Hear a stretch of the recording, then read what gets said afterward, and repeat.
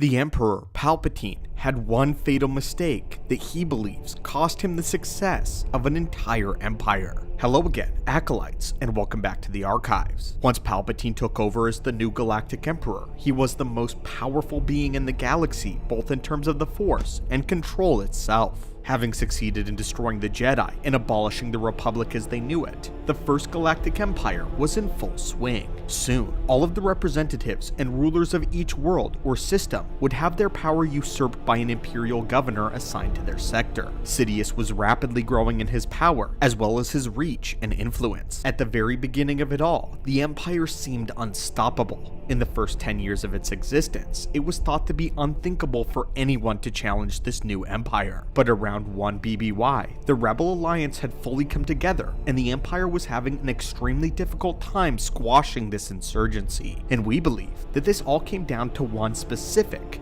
fatal flaw in Palpatine's rulership. So today, we are going to open a holocron and discuss the reason why the Empire fell so swiftly, despite all the time and effort that took to build it up in the first place, and how it could have been easily preventable. How Palpatine's Empire could have reigned realistically eternally, and yet one flaw stopped it. A house divided against itself cannot stand. There are few truer words than this ancient saying, one pertaining to the state of unity that any organization must have in order to exist and prosper. However, the Sith think of things much differently. In the old days of the Sith Empire, there was only one truth: the strong will rule, the weak will serve. The Sith only respected strength, whether that be of the body or of the mind.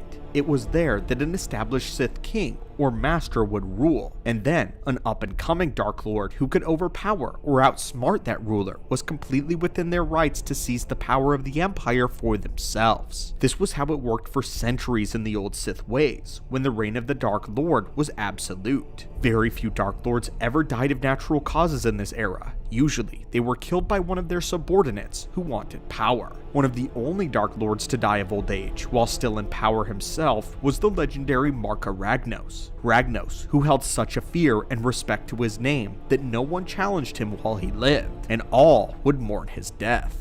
But under Ragnos was the Council of Sith Lords, which is exactly what it sounded like. All of these were prime lords of the Sith that held a lot of power or political sway within the Empire, and any one of them could be replaced at any moment should someone stronger come along and present themselves to Marka Ragnos. In fact, they would often play political games amongst themselves in order to gain favor with the presiding Dark Lord. Many will listen to this and understand this to be the main idea behind Darth Bane's rule of two. There is one master who trains one apprentice. The apprentice will learn as they can and then rise up to destroy their master and take their place. The entire idea behind this concept of continual backstabbing within the Empire and the rule of two is to ensure that each generation is stronger and more cunning than the previous. Because obviously, in order for the next applicant to take the place of one in power, they'd need to grow more powerful, or at least more devious and cunning. This would theoretically mean that only the strong will ever stay in power at any given point, with the organization as a whole getting even more powerful with every succeeding member. And this was what Darth Sidious believed to be the finest way to rule over an empire.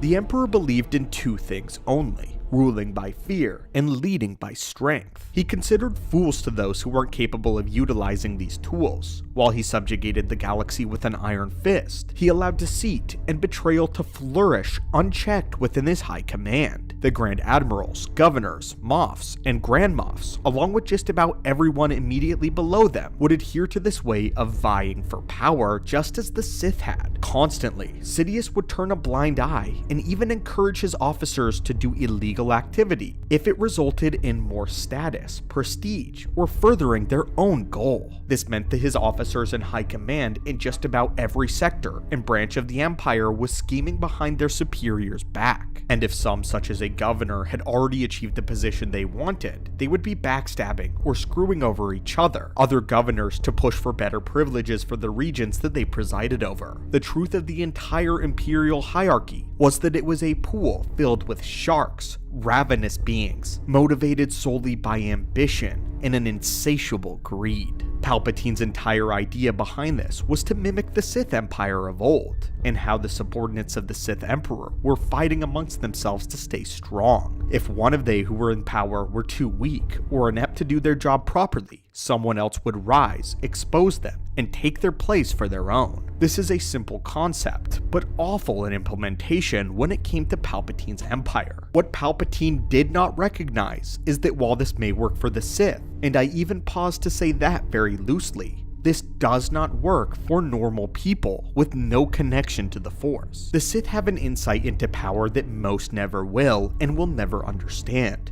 The dark side shows them the proper methods towards gaining this power and a desire while minimizing the overall cost. Average people do not have this kind of insight when their ambitions are flaring the way that the Imperials did. The result was catastrophic failure. All the leaders failing to work together utterly, using up all their resources for their own goals, instead of against a common enemy, uniting against a force. Palpatine's empire proved to be a horrible system when it came to results, as well as over time severely diminished the quality of officers within the empire. This was a constant struggle for Grand Admiral Thrawn. When he first joined the Empire and was working through the ranks, he would time and time again come into contact with Imperial officers, ones that would prevent him from properly doing his job in an attempt to sabotage him. Captains and admirals were jealous of Thrawn and did everything they could to impede his work to make him look bad to Palpatine. Despite this though, Thrawn was brilliant, and his ideas and methods would supersede the officers, and swiftly he would achieve victory in higher ranks. This was a repeated occurrence, and the issue here is that genuinely talented and competent people within the Empire were getting squashed, replaced by ignorant commanders who only have their position and their power in mind.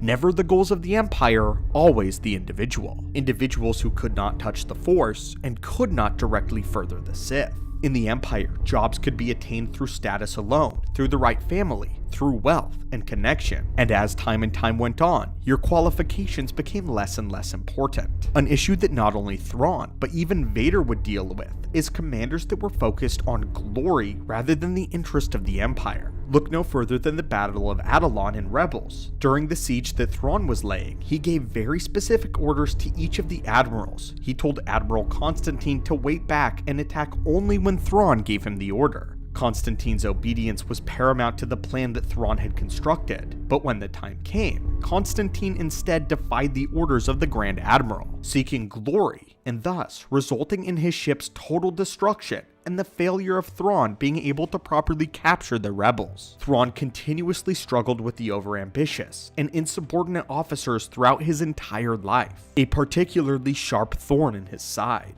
All of this led to the Empire ultimately becoming weakened and having the potential to be all-powerful being squandered. Had the Empire promoted an environment of collaboration, the rebels would have not stood a chance and would have been crushed. Knowing this, Darth Vader was especially irritated with the politics of the High Command, at some points refusing to participate in any of their banter. The moment a high-ranking officer attempted to play games with Vader, he choked them out instantly. Vader was infamous for killing high-ranking officers even more than the rebellion did. And as a small theory, perhaps this was not because Vader could not control his anger, but instead to send a message that he would not tolerate insubordination. He would not play their political games, as they may play with the Sith method. Vader was a Sith.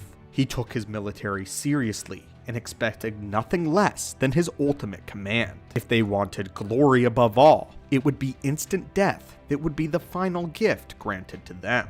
But this inherently showed the fatal flaw of this empire being constructed by the ultimate culmination of the Sith in Darth Sidious. I feel as though this would have all been fine had the Empire not allowed it to leave so many openings. The rebels would constantly exploit this flaw, and in response, fought with unity and purpose. Sidious built his empire by being a politician and appealing to the greed of the individual. In the end, it was Palpatine's flaw that he implemented the teachings of the Sith into the very veins that pumped through the Empire. But anyway, my friends, what are your thoughts on this? What are your thoughts on Palpatine's fatal flaw of the Empire? And how do you think he could have remedied this? Thank you so much as always for watching today, and may the Force be with you.